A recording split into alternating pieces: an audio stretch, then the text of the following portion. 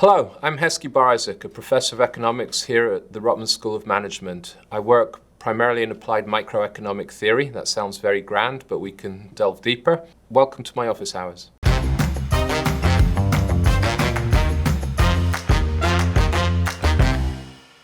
First question is, okay, but what the actual F is microeconomics?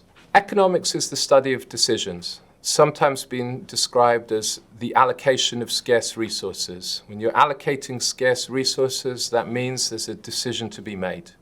Micro means small. So we're studying decisions, but we're studying decisions of relatively small agents or actors. Individual consumers deciding whether to buy a can of Coke or not. A corner store deciding how much to price that can of Coke. So economics is studying decisions, and micro means we're studying decisions of small entities, consumers, firms, at the level of an individual product, rather than grand things about what inflation is or what the economy, whatever that means, is doing. What is an economic model, and why do economists love them so? First thing to say is we really do love them. And the reason we love them is because we're not that smart. The world is an overwhelming place, and you need some guidance to get through the world. As an economist, a model is like a map. Just like when you visit a city, you need a map or now your phone to look at to give you some guidance as to how to navigate the city. I want to think about things like whether to buy a cup of coffee or not, or people's decisions to buy a cup of coffee or not, without taking into account how old is their child? How did that child sleep last night? Do they have many children? I want to strip things down to the essence. And that's what a model does for me, in the same way that a map does that when I'm trying to navigate a city. Does demand actually drive supply, or is that all just capitalist propaganda? Implicit in this question is the notion that economics is somehow related to political agendas. That's an idea that I would push back on firmly.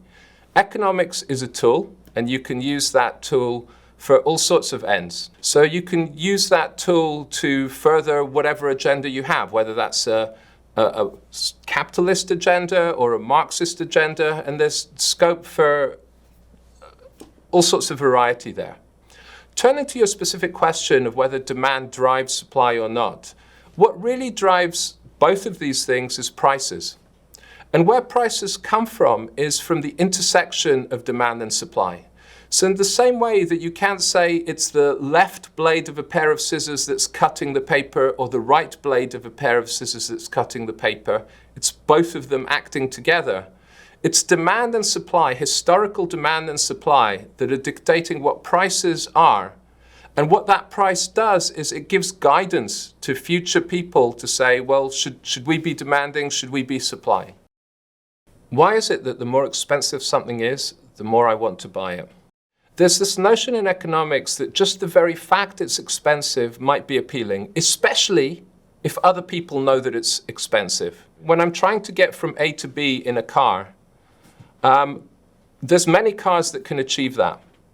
But driving a Ferrari is about impressing other people. There's a famous economist from the early 20th century called Thorstein Veblen who claimed he set out to be the world's best economist, Europe's best horseman, and Vienna's best lover, and regretted that he only accomplished 2 of those 3 things.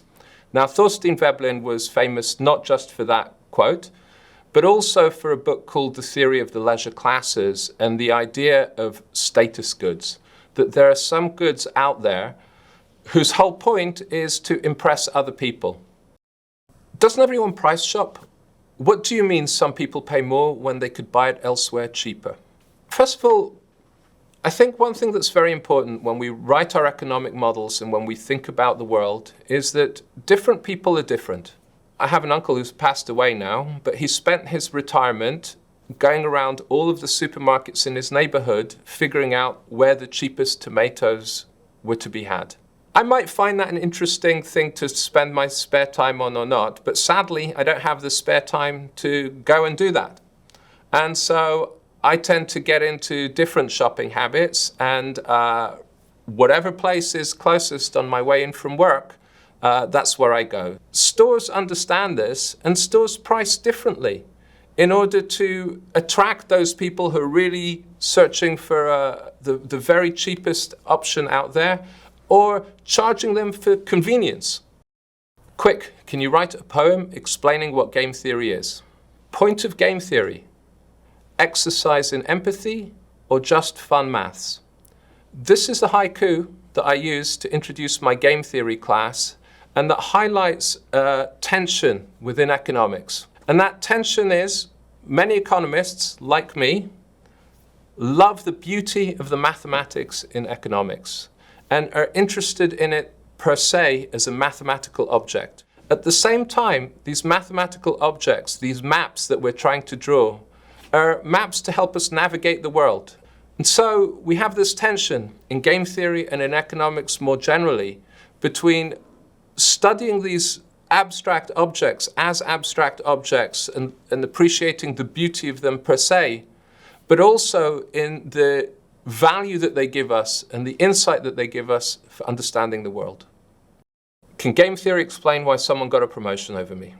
I hate to say it, but sometimes you just have to look in the mirror and reflect on yourself.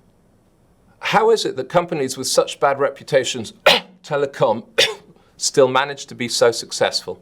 Does company reputation even matter?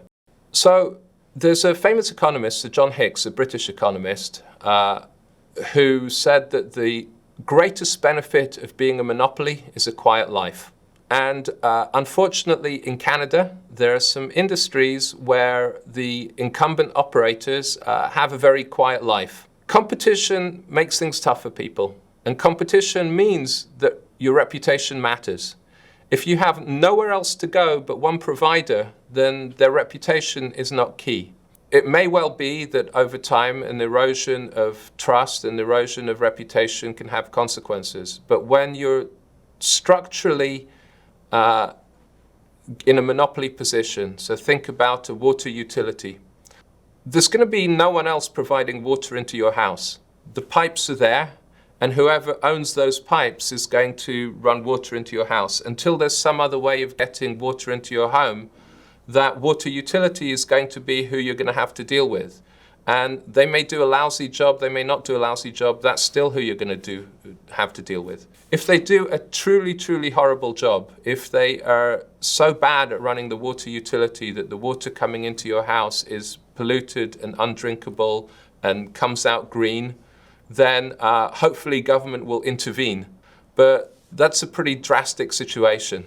And I think there's plenty of scope for them to run down their reputation and goodwill before we get that kind of pressure being brought to bear on them. Grocery prices just keep going up and up and up. Is inflation all to blame for why the cost of eggs is soaring? The best explanation I've heard for why the cost of eggs has been soaring is about supply and demand. Demand for eggs has largely gone unchanged. However, supply has been curtailed dramatically as a result of a disease among chickens, avian flu that has propagated within this population. And to address it, farmers have been forced to cull millions upon millions of chickens. With those fewer chickens, the price of eggs has gone up.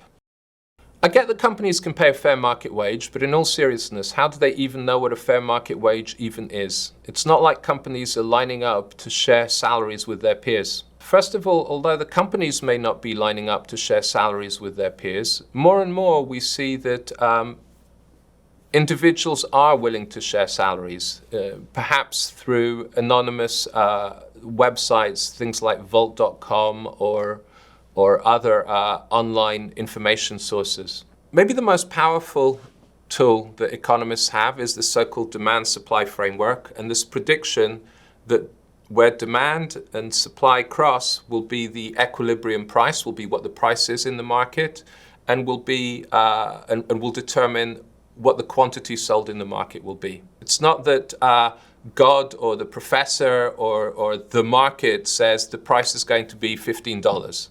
We just end up there.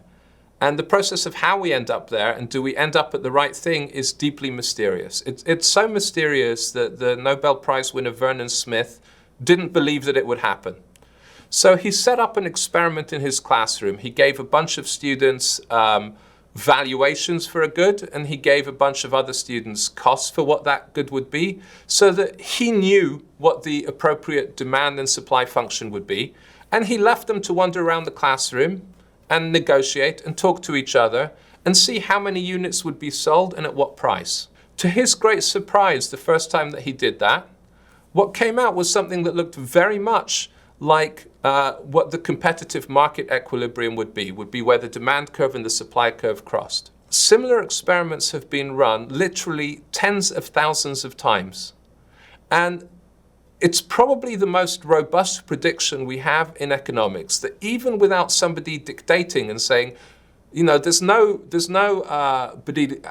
market there looking and saying, this is what the demand curve is, this is what the supply curve is, the price is going to be $15. People just wander around, people talk to each other, people negotiate, maybe people look at what prices have been elsewhere, and we converge on some price. So I think we think that for many things, labor is a competitive market. There's lots of people trying to hire labor. There's lots of people trying to sell their labor. So there's a demand curve for labor, there's a supply curve for labor, and for many markets, these are competitive markets, and that same demand-supply analysis that works to determine the price of a good can also work to determine an hourly wage. That's all we have today. For more great microeconomic insights, head over to the Rotman Insights Hub. Thanks for stopping in.